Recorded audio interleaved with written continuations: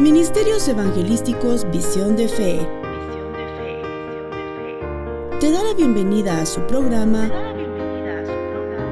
Consejo, Verdades Bíblicas, con el pastor licenciado Luis Alberto Palacios.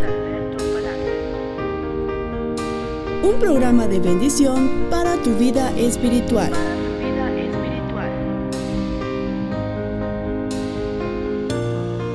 Primera de Corintios capítulo 2. Primera epístola del apóstol Pablo a los Corintios capítulo 2, versículo número 13. Hemos estado hablando, hermano, de la dimensión del Espíritu. Hemos hablado en temas anteriores de los dones espirituales, ¿verdad? Hablamos de la necesidad de que la iglesia sea adornada, que la iglesia sea engalanada con esos carismas que vienen de lo alto, que vienen del cielo. Y hablamos también ya de los sacrificios espirituales y recientemente hablamos de la bebida espiritual que brota de la roca, que es nuestro Señor Jesucristo, y que al igual que Israel, nosotros también estamos bebiendo de esa agua. Recuerda que el Señor le dijo a la samaritana que Él tenía un agua especial, que aquel que la bebiera no tendría sed nunca más.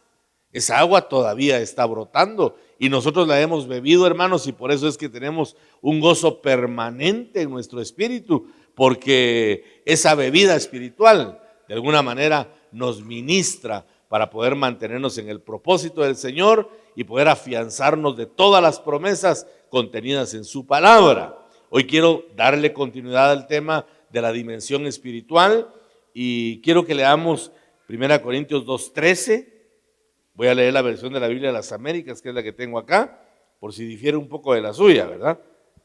Dice, de lo cual también hablamos, no con palabras enseñadas por sabiduría humana, sino con las enseñadas por el Espíritu, combinando, dice el apóstol, palabras o pensamientos espirituales con palabras espirituales. Oiga, repito, de lo cual también hablamos, no con palabras enseñadas por sabiduría humana, sino con las que enseña el Espíritu, acomodando lo espiritual, dice esta otra versión, a lo espiritual. Me gustó mucho esto, acomodando lo espiritual a lo espiritual. En la versión de las Américas dice combinando pensamientos espirituales con palabras espirituales. Que el Señor nos bendiga, hermanos, a través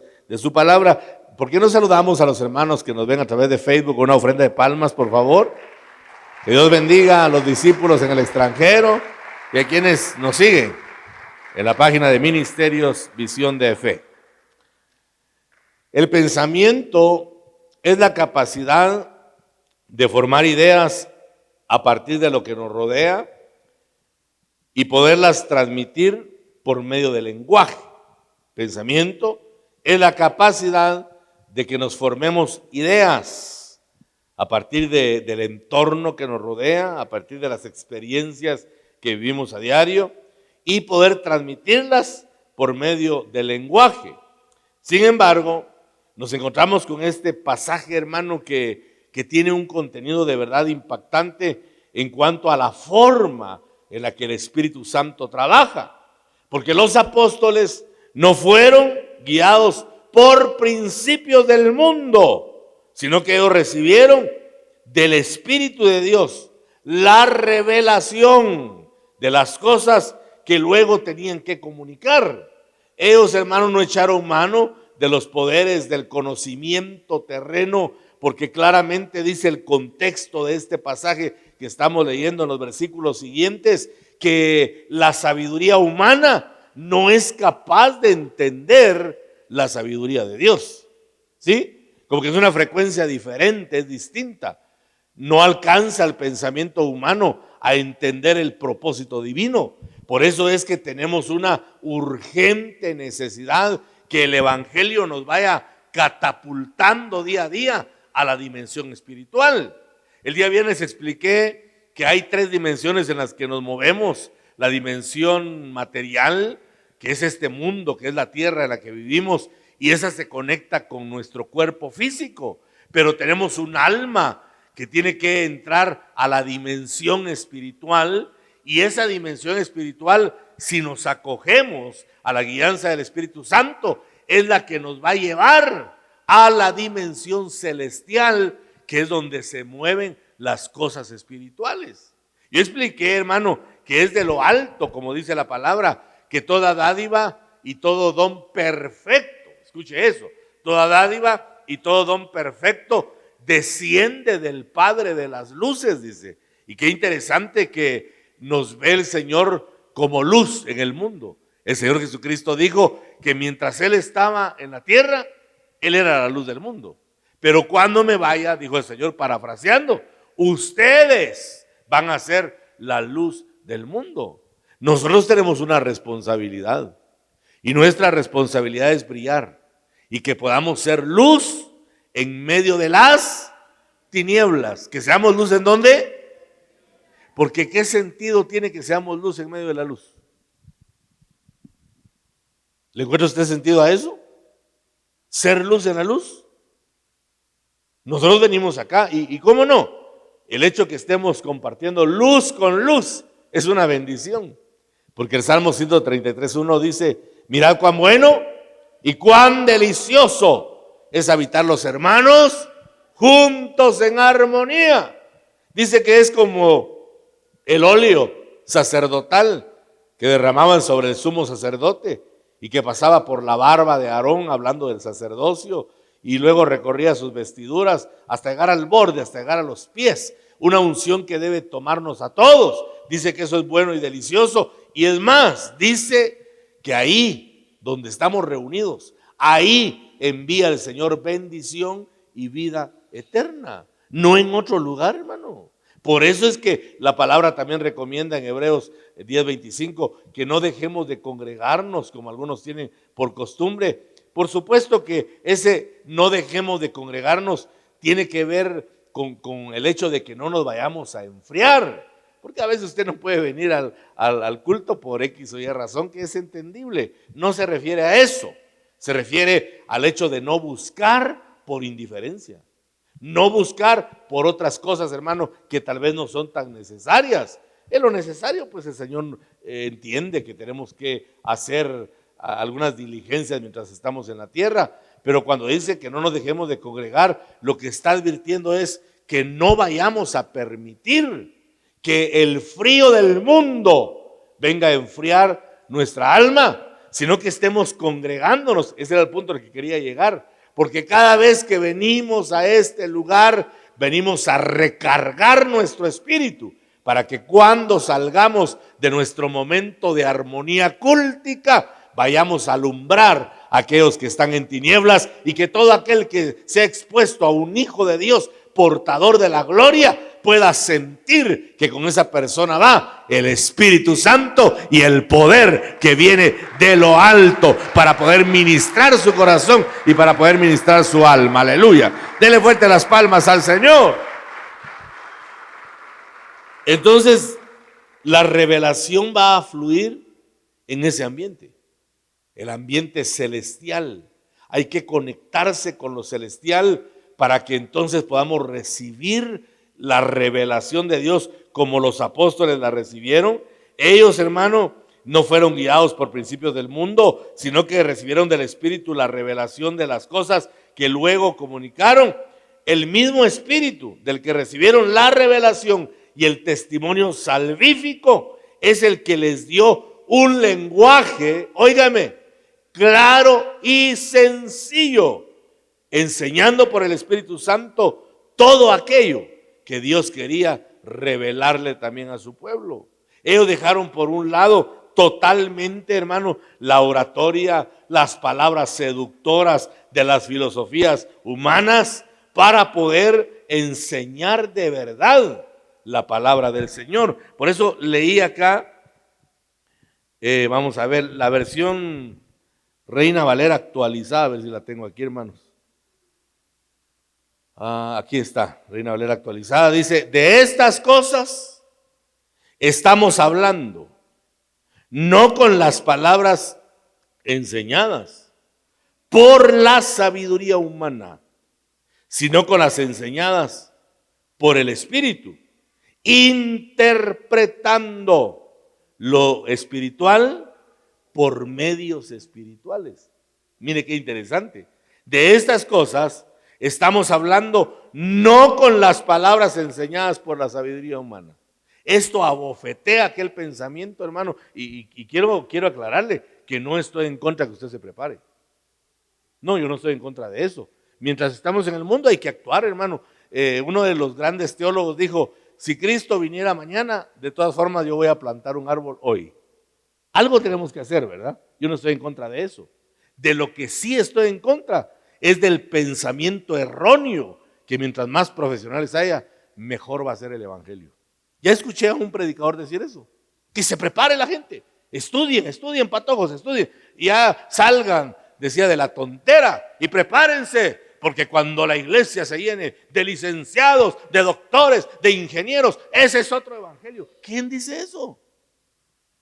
Si el Señor se regocijó en el Espíritu en Lucas 10, y cuando dice que se regocijó, utiliza la palabra aramea galiao, que significa exultar, y exultar significa estar doblemente gozoso. Yo creo que el Señor se puso a danzar, se puso a gritar de regocijo y exclamó una oración: te alabo, Padre, te alabo, porque ocultaste estas cosas de los sabios y entendidos de la tierra, para revelárselo a estos pequeños, a los pescadores, a los del grupo más bajo de la sociedad, para que se den cuenta que la sabiduría no nace en este mundo, sino que viene de lo alto, porque Dios es la fuente de verdadera sabiduría. ¡Aleluya! Hermano, cuando escuchaban a los discípulos, los sabios de este mundo decían: ¿de dónde hablan estos cosas tan maravillosas si los conocemos? Estos son del vulgo. En la teología de Chespirito ya han dicho: estos son de la chusma. ¿De dónde hablan pues cosas tan especiales? Porque la fuente, hermano, que les estaba instruyendo venía del cielo y sigue viniendo de lo alto, pero la iglesia tiene que meterse a la revelación, a la búsqueda profunda del Señor, a la oración, para que entonces nuestro espíritu y alma se fusionen con el Espíritu Santo, que Jesús dijo que nos iba a guiar a toda verdad y a toda justicia. Una persona cuando guía va siempre adelante, ¿verdad? Y detrás van los que quieren ser guiados. Entonces, la iglesia tiene que estar viendo al Espíritu Santo para saber a dónde va. ¿A dónde va? Aquellos personajes que menciona la Biblia que son vírgenes, tratando de decir que no se contaminaron, dice que siguen al Cordero a donde quiera que Él va. Siguen al Cordero. Donde va el Cordero, ahí van ellos. Pues la iglesia tiene que ser así, con el Espíritu Santo. A donde va el Espíritu Santo, ahí tiene que ir la iglesia. El problema es que muchos no pueden ver al Espíritu Santo. No saben cómo actúa, no saben cómo habla, no saben cómo trabaja el Espíritu Santo.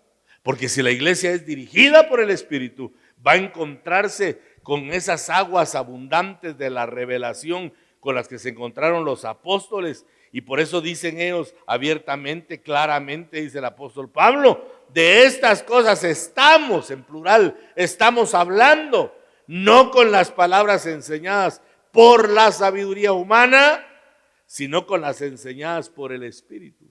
Oiga, el Espíritu nos tiene que enseñar a hablar, hermanos. ¿Habían visto ustedes ese ángulo? Pero pastor, yo sé hablar humanamente, sí, pero ¿y en el lenguaje del Espíritu? Por eso es que cuando no somos guiados por el Espíritu y hablamos, podemos cargar a la gente, ¿verdad? Si nos brota la carnita, decía un hermano por ahí, y no hablamos en el Espíritu, podemos dañar, hermano, porque las palabras van a ser como saetas, como espada hiriente y cortante. Pero cuando el Espíritu te instruye, aunque las palabras sean fuertes. Mira el apóstol Pedro en aquel sermón poderoso donde se convirtieron 3,000 almas. les habló muy fuerte, los apuntaló y les dijo en la cara: ustedes mataron al autor de la vida, ustedes mataron al Hijo de Dios, aquel que fue enviado por el Padre, ustedes le quitaron la vida. Dice la palabra que empezaron a temblar y le dijeron: ¿qué haremos? ¿Qué haremos para ser salvos? ¿Qué haremos para ser salvos? Y entonces Pedro aprovechó y le dijo: arrepentidos y convertidos para que sean borrados vuestros pecados y que vengan de la presencia del Señor tiempos de refrigerio. Hermano, cuando uno lee arrepentidos y convertidos, lo ve uno como algo normal, pero lo que Pablo les estaba diciendo es: cambien su forma de pensar. Ustedes están erróneos en su manera de pensar. Ustedes no están pensando correctamente. Su mente va en otra dirección. Su mente va en otro rumbo. Vuélvanse a Dios. Arrepiéntanse para que sean transformados. Y entonces les van a perdonar sus pecados. Ahí combinó Pedro pensamientos espirituales con palabras espirituales. ¿Se da cuenta de eso?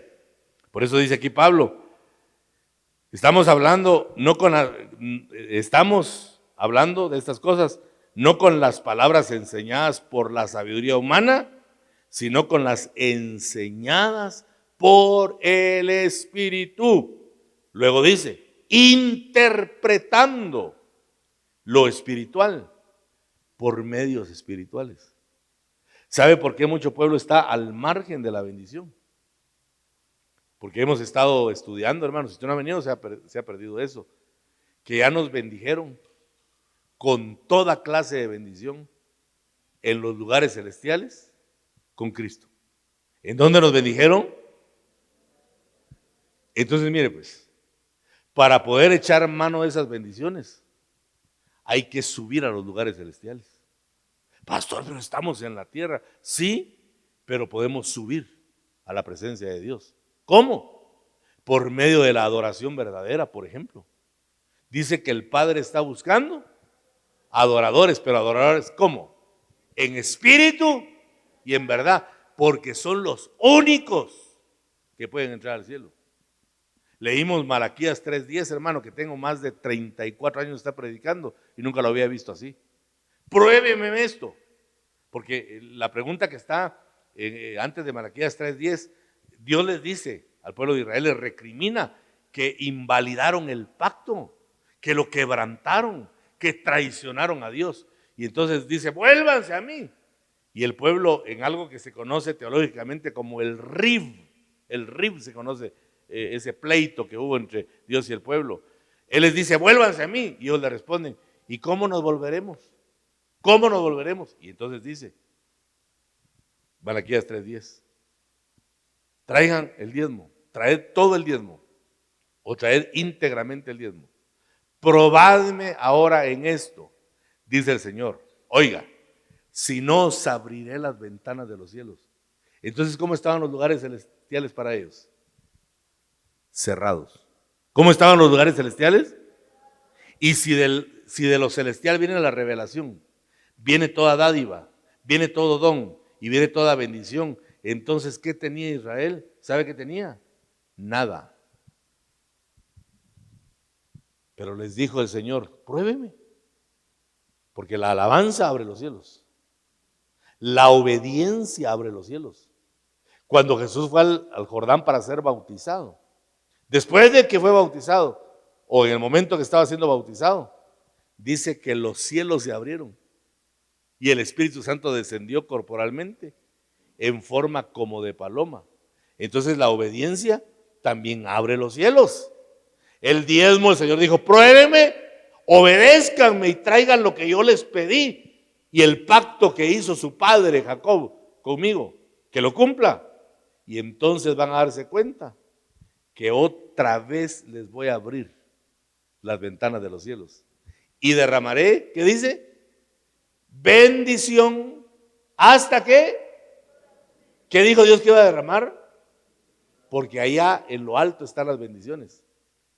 Bendito sea el Padre de nuestro Señor Jesucristo, el cual nos bendijo con toda bendición en los lugares celestiales en Cristo. Entonces ya nos bendijeron. Pero si no entramos a la dimensión celestial, nunca vamos a recibir las bendiciones. Tal vez vamos a tener algo que yo le llamo, perdón hermanos, progresión. Una progresión, porque no me atrevo a llamarle bendición. Tal vez usted va a progresar, pero esa no es bendición. La bendición es la que enriquece al hombre y no añade tristeza con ella. Esa es la bendición de Jehová. Y esa está en los lugares celestiales. Pero si la iglesia no aprende a entrar a la dimensión celestial, ¿cómo va a recibir la bendición, hermano? Explíqueme usted de qué manera. ¿Cómo se va a recibir la bendición si no se entra a la dimensión celestial? Y para entrar a la dimensión celestial, eso me dijo el Espíritu hoy de madrugada, porque yo me despierto y estoy pensando en lo que voy a predicarle, lo que he estudiado un día antes, y me despierto, a veces sueño que estoy predicando el tema, y cuando me desperté, el Espíritu me habló y me dijo eso, que el pueblo tiene que tomar la bendición por medio de la revelación espiritual. No era esto lo que le iba a decir, fíjense, pero un instante se me olvidó. Tal vez no quiere el Espíritu que se lo diga, tal vez era solo para mí. Pero hay cosas, hermano, que tenemos nosotros que meditar, que pensar y poder trascender a lo celestial, para que entonces venga la bendición abundante, venga la bendición especial y que podamos entonces sentir esa gloria que Dios derrama sobre los hijos, porque Él ya nos dio toda clase de bendición, pero mucho pueblo vive al margen de la bendición, no la disfrutan nunca. Ya me recordé lo que le iba a decir. Para poder entrar al cielo, me dijo el Espíritu, tenemos que elegir entre agradar y satisfacer a Dios o agradarnos y satisfacernos a nosotros mismos. Hay pueblo que a veces no viene a buscar a Dios, por ejemplo, porque va a jugar la gloriosa selección de Guatemala. Hoy no voy al culto, porque juega Guatemala. Como decían unos hermanos, chish.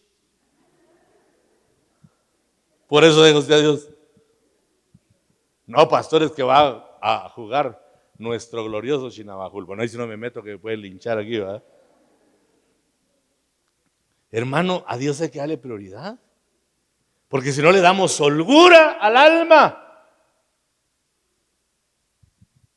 y no agradamos a Dios. El evangelio fue diseñado para agradar a Dios.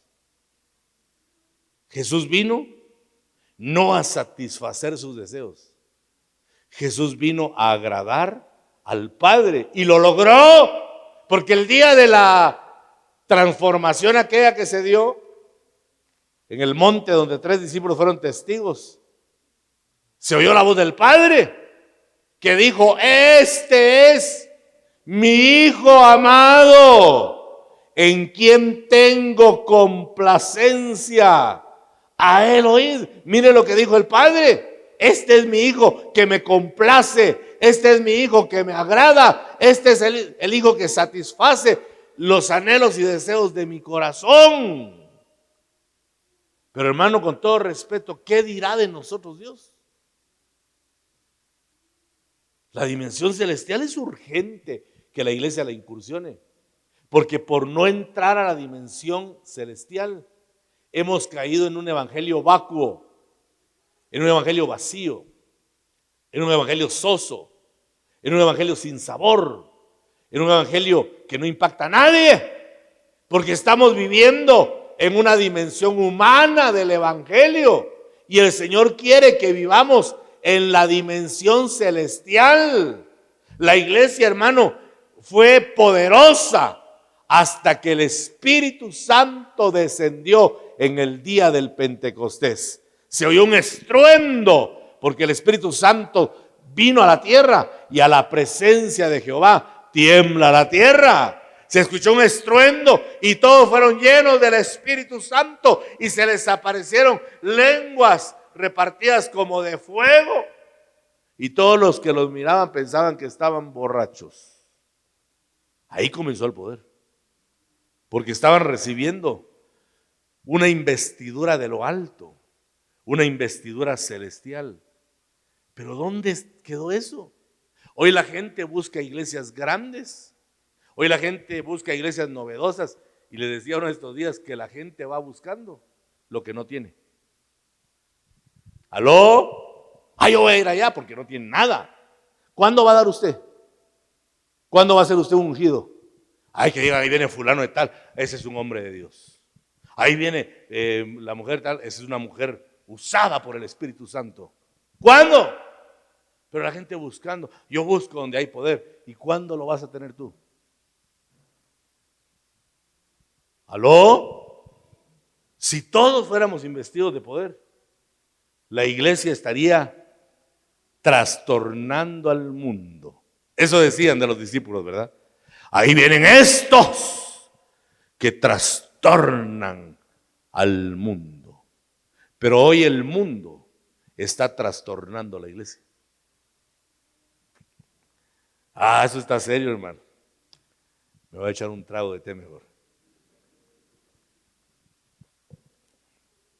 Esto nos enseña que de alguna manera nuestro pensamiento terrenal debe volverse espiritual para poder entonces tener contacto con esa dimensión celestial que el Señor quiere revelarnos y así conocer los pensamientos de Dios.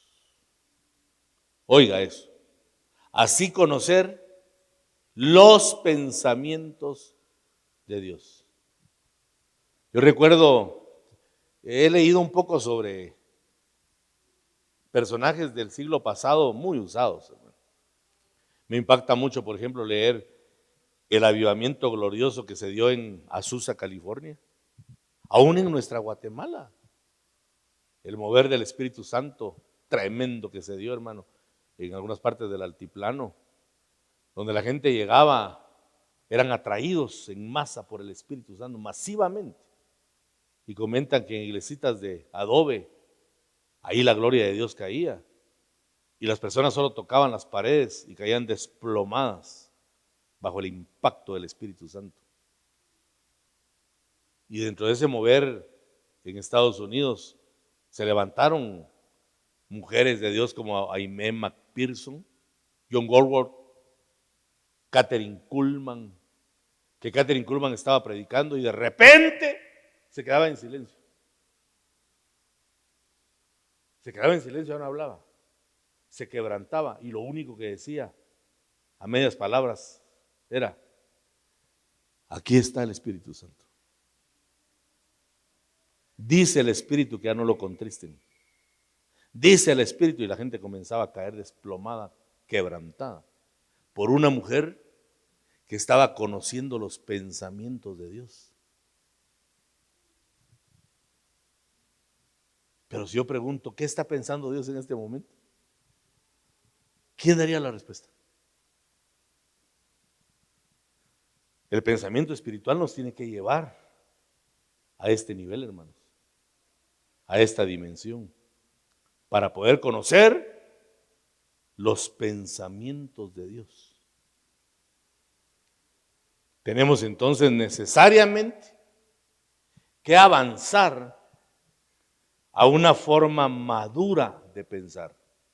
Aquí tenemos que avanzar a una forma madura de pensar para entonces poder asimilar el propósito del Padre.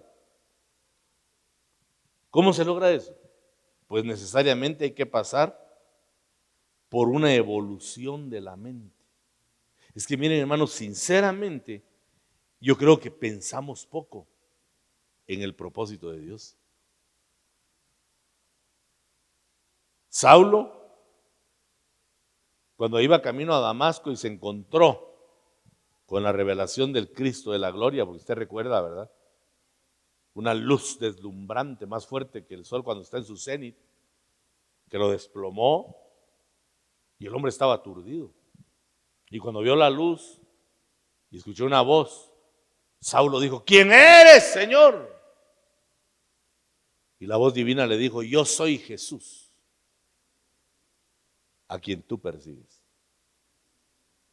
Después de que oyó esa voz, fue tal el impacto que aquel hombre alzado, Saulo, nombre derivado de Saúl, benjaminita, circuncidado el 8º día, y en cuanto a la ley, irreprensible, dice. El hombre se creía grande, pero cuando se encontró con su propósito, ya no fue Saulo, fue Pablo, que significa pequeño. Y estando en la condición de pequeño, le dijo a Jesús: ¿qué quieres que haga? Señor, ¿qué quieres que haga?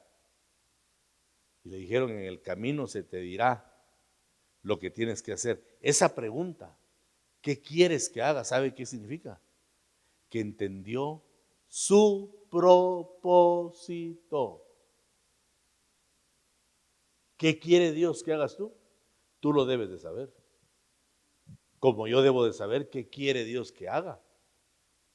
Yo recuerdo, hermano, cuando vine a este lugar, recuerdo el día que le tuve que decir adiós a mi pastor, a quien amaba y sigo amando mucho, y lo bendigo siempre en el nombre del Señor.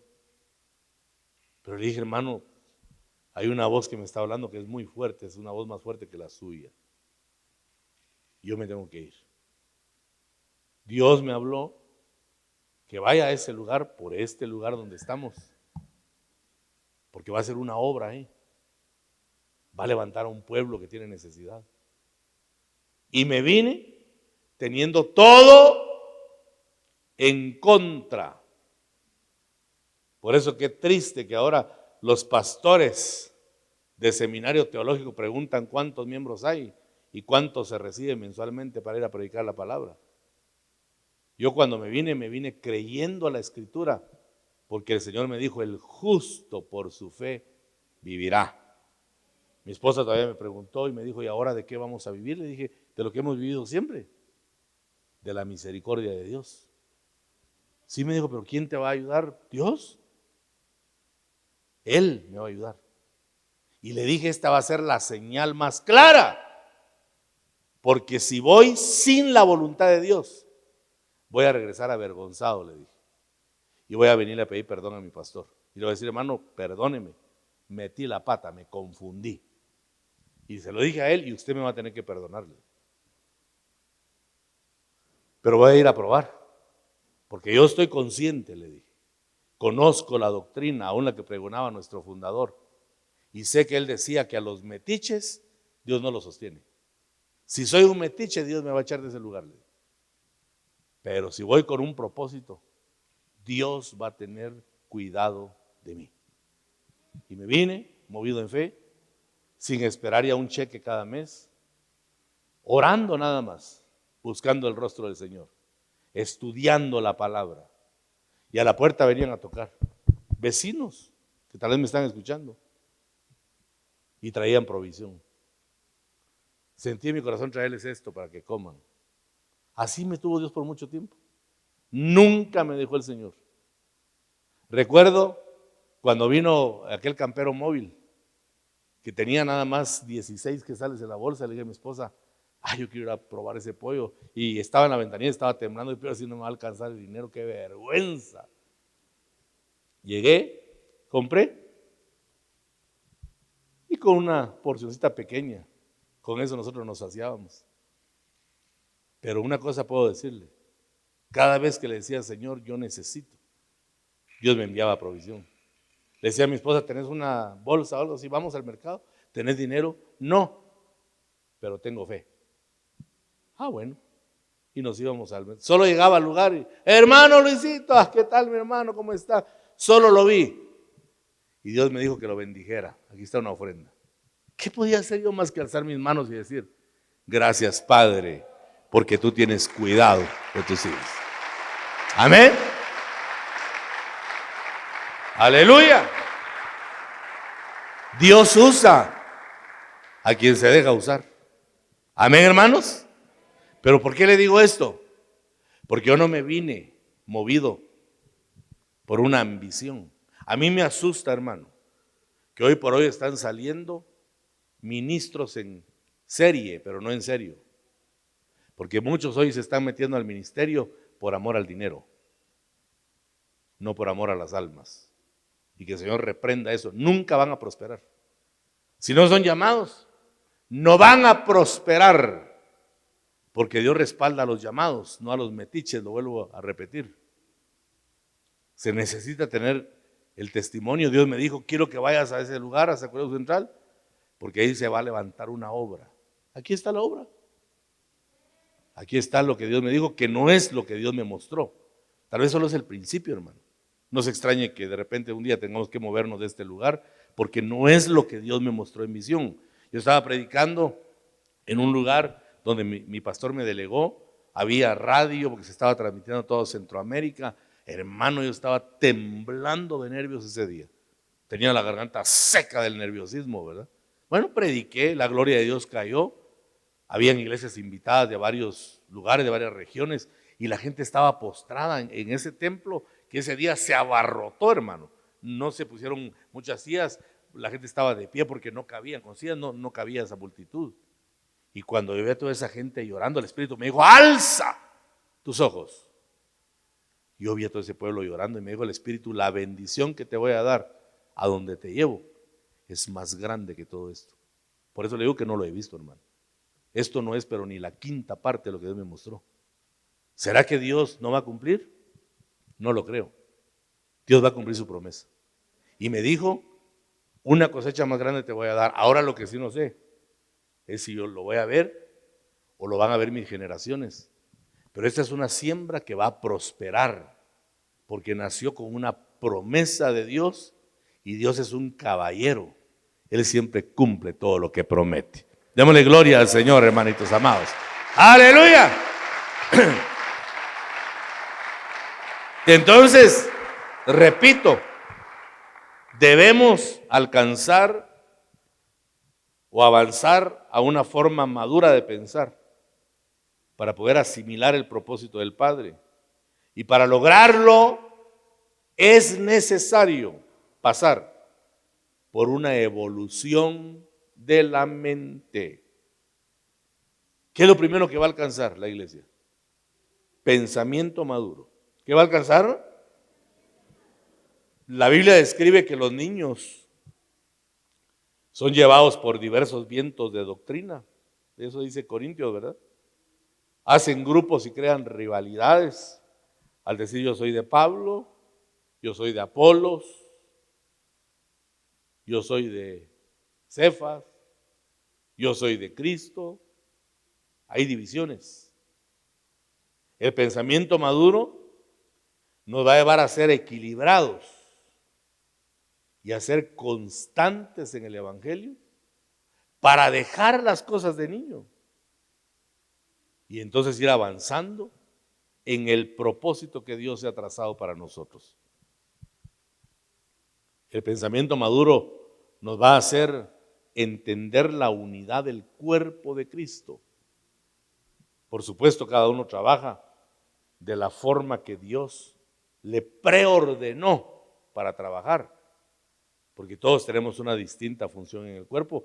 Por eso, hermano, usted no pretenda. Y mire, hermano, si algo a mí me enoja, se lo digo una vez anticipadamente, es que venga usted a decirme, mire, pastor, hagamos esto, porque fíjese que fui a tal iglesia y allá sí lo hace. ¿Qué me importa a mí cómo lo hacen allá? Que Dios los bendiga a ellos, porque esa es la revelación de ellos. No es la revelación que Dios me dio a mí. ¿Sí? ¿Cree usted que funciona el mismo tratamiento que se usa para los pies? Funciona para las mejillas. ¿Quién se echara talco Mexana en los cachetes? ¿Por qué quiere usted que yo me ponga talco Mexana, hombre, en la cara? No, cada quien con su revelación, hermano. Amén. ¿Me estoy dando a entender? Pastores que allá sí lo hacen, es que tal vez así les reveló. Que Dios los bendiga, ¿verdad? A ellos. Pero Dios tiene diferentes formas de trabajar. El pensamiento maduro nos tiene que llevar a entender que en Cristo somos uno, pero tenemos distintas funciones, hermanitos amados. Por eso yo les dije el día viernes, creo, les dije, hermano, no vayan a estar ustedes orando por personas de otra iglesia, bueno, excepto que se lo pidan, pero siempre que lo hagan, díganle a la persona, hermanito, pero usted tiene su pastor, busque a su pastor. Hay ancianos en su iglesia, busque a los ancianos de su iglesia, porque si no creamos un desorden. Amén. Dios le habla a los hijos donde los colocó, no por medio de extraños, hermanos, es un desorden, pero es porque no hay pensamiento maduro. Entonces no hay equilibrio y no hay constancia en el evangelio. Bueno, lo primero entonces es alcanzar pensamiento maduro. Lo segundo es alcanzar pensamiento de hijo. El pensamiento espiritual de un hijo aparece cuando el hijo vuelve en sí, como el hijo pródigo. Y mire, hermano, nosotros tal vez hemos captado mal la enseñanza del pródigo, porque siempre decimos que volvió en sí y siempre hablamos, yo también he hablado y he dicho, volver en sí es cuando el que se va al mundo y se pierde, regresa a la iglesia. El Señor me explicó que no. Volver en sí es hacer a un lado el pensamiento de la tierra para tomar el pensamiento celestial. Eso es volver en sí. Volver en sí es comprender que nuestra provisión no viene del mundo, sino que proviene del Padre. Es entender que nuestro sustento no se origina en nuestras capacidades, sino en la misericordia de Dios. Lucas 15:17, el pasaje del pródigo dice en la versión Dios habla hoy. Oiga cómo dice en la versión Dios habla hoy, Lucas 15:17. Al fin se puso a pensar. Por fin se puso a pensar. ¿Cuánto tiempo pasaría para que el pródigo pensara de esta manera? Al fin se puso a pensar. ¿Cuántos trabajadores en la casa de mi padre tienen comida de sobra? ¿Cómo está la comida en la casa del Padre? En abundancia, de sobra. ¿Cuántos trabajadores en la casa de mi Padre tienen comida de sobra? Mientras que aquí yo me muero de hambre. ¿Dónde estaba el pródigo? ¿Dónde estaba el pródigo? En la posilga. ¿Dónde estaba el pródigo? ¿Y dónde estaba el Padre? ¿Dónde es la casa del Padre, hermano? Alguien que me ayude. ¿Cuál es la casa del Padre? Pero no me ayuden todos porque me marea tanta respuesta. ¿Ah? Sí, pero ¿dónde está Él ahorita? Sí, Él mora en nuestro corazón, pero ¿cuál es su morada? ¿En dónde? Los cielos. ¿Cuál es la morada del Padre? Entonces el pródigo volvió en sí cuando entendió que su bendición se origina en los cielos. Él se estaba muriendo de hambre porque su pensamiento giraba en torno a la posilga que es este mundo. ¿Cuántos trabajadores en la casa de mi padre tienen comida de sobra? Mientras que aquí yo me muero de hambre. El pródigo, al volver en sí, dijo, en la casa de mi padre hay mucho. ¿Qué estoy haciendo yo aquí muriéndome de hambre? Dejó su pensamiento terrenal y pensó en la casa del Padre. Recordó que era hijo. Y esto lo llevó a regresar a casa, a pedir perdón, ser humilde para aceptar la disciplina de su padre. ¿Quién lo recibió? E hizo una fiesta. Porque dijo, mi hijo estaba muerto. Ya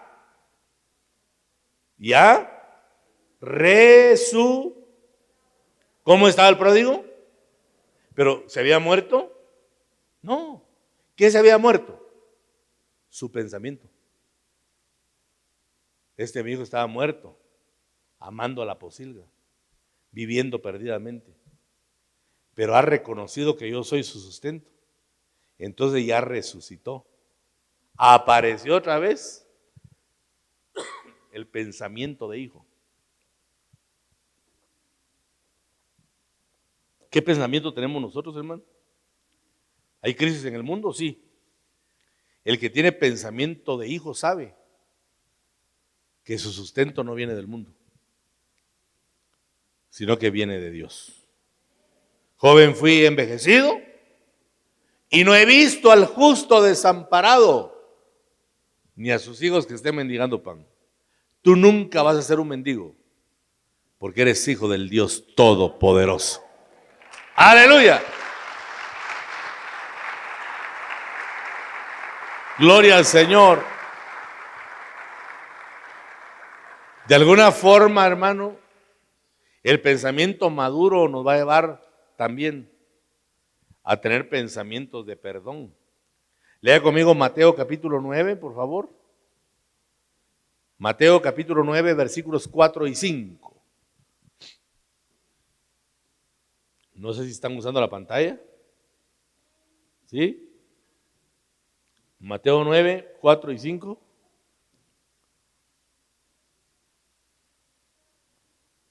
Y conociendo Jesús, ¿qué cosa? Los pensamientos de ellos. Es que Jesús sabe si el pensamiento que tenemos es espiritual o es carnal, hermano. Conociendo Jesús los pensamientos de ellos, dijo, oiga lo que le dijo el Señor. ¿Por qué pensáis mal en vuestros corazones? ¿Cómo estaban pensando? Mal. ¿Y qué pensaban, pues? Porque ¿qué es más fácil decir? ¿Los pecados te son perdonados? O decir, levántate y anda. ¿Qué le había dicho el Señor a este cuadrapléjico? Se lo llevaron, hicieron un esfuerzo de llevarle al personaje este. Y cuando Jesús lo vio, le dijo, a ti te digo, tus pecados te son perdonados. Y les cayó mal a todos. Bueno, ¿y quién es este para perdonar pecados? ¿Acaso es Dios? Qué ignorantes eran, ¿verdad? Y entonces le dice, ¿por qué están pensando mal? ¿Qué es más fácil para ustedes? ¿Perdonar o hacer un milagro y que se levante y se vaya a su casa? Y al final le dice, pues para que vean que el Hijo del Hombre tiene poder para perdonar pecados, a ti te digo, levántate y vete a tu casa. Y se levantó el hombre. Porque el hombre natural, hermanos, no puede entender el significado del perdón. La enseñanza del Señor va dirigida a que en nuestro pensamiento cristiano aparezca el perdón, dejando los prejuicios religiosos que a veces nos limitan para poder comprender que no hay pecado que Dios no pueda perdonar cuando existe un genuino arrepentimiento. Amén. Al entender esto, podemos perdonar a los demás, porque si Cristo nos perdonó, nosotros estamos harto obligados a perdonar. Y de esa manera vamos a lograr que los cielos se abran. Como Esteban. Hermano, lo que le estaban haciendo a ese pobre hombre no estaban murmurando del pobre Esteban. Lo estaban matando a pedradas. ¿Qué estaban haciendo con él? Matándolo a pedradas. ¿Y qué dijo? Señor, no les tomes en cuenta este pecado. ¿Qué estaba haciendo Esteban ahí? Perdonándolos. ¿Y qué pasó al instante? Dice que vio los cielos abiertos y al Hijo del Hombre de pie. ¿Cómo estaba Jesús? De pie. Se puso de pie el Señor de ver a un discípulo que lo estaban matando a pedradas y él estaba pidiendo perdón por ellos. Eso solo lo hace, hermano,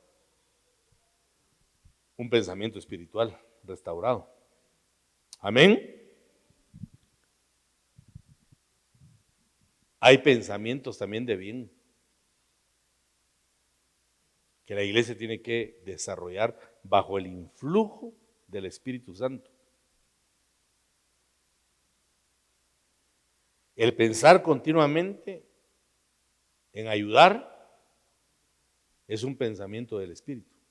Y cuando hablo de ayudar, no piense solo en lo económico. Yo siempre he creído que la mejor forma de ayudar a un necesitado es orando por él.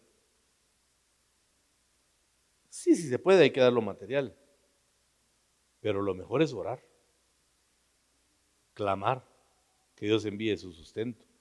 Amén, hermanos.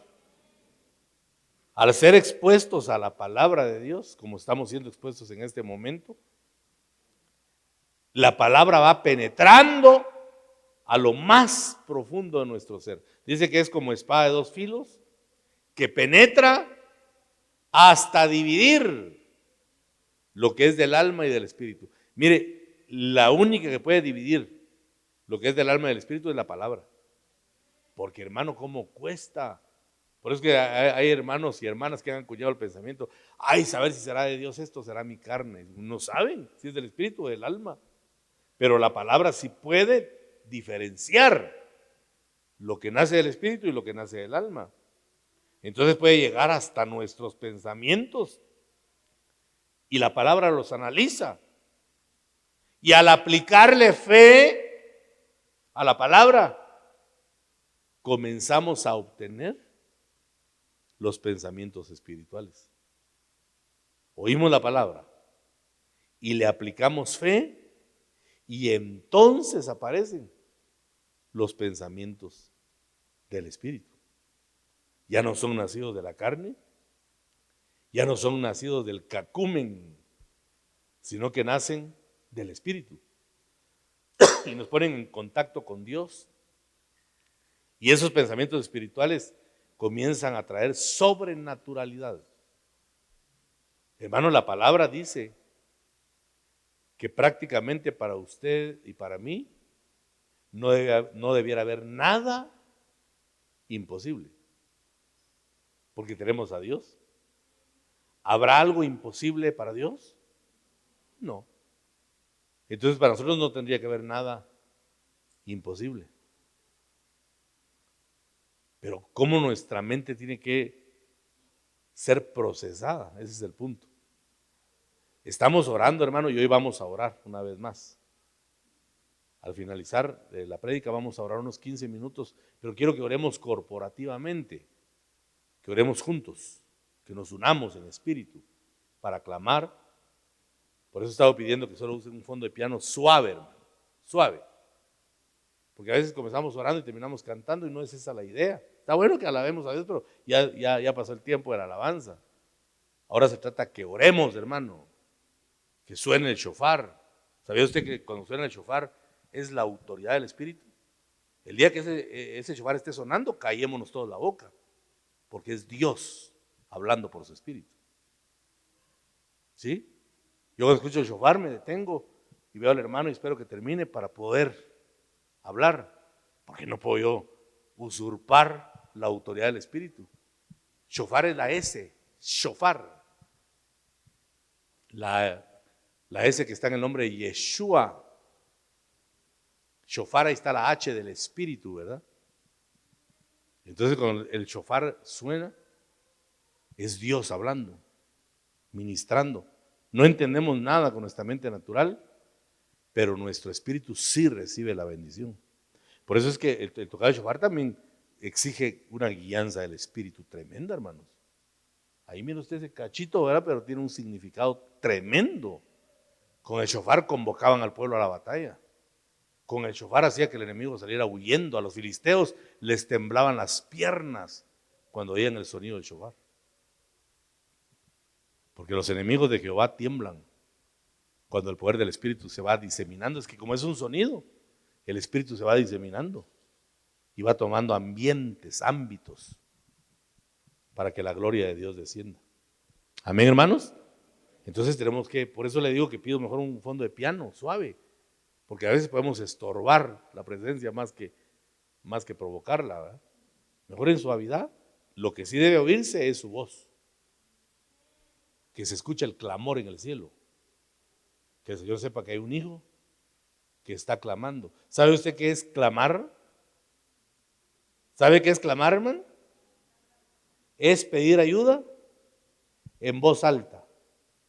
Si usted se está hundiendo en un abismo y está agarrado a una raíz.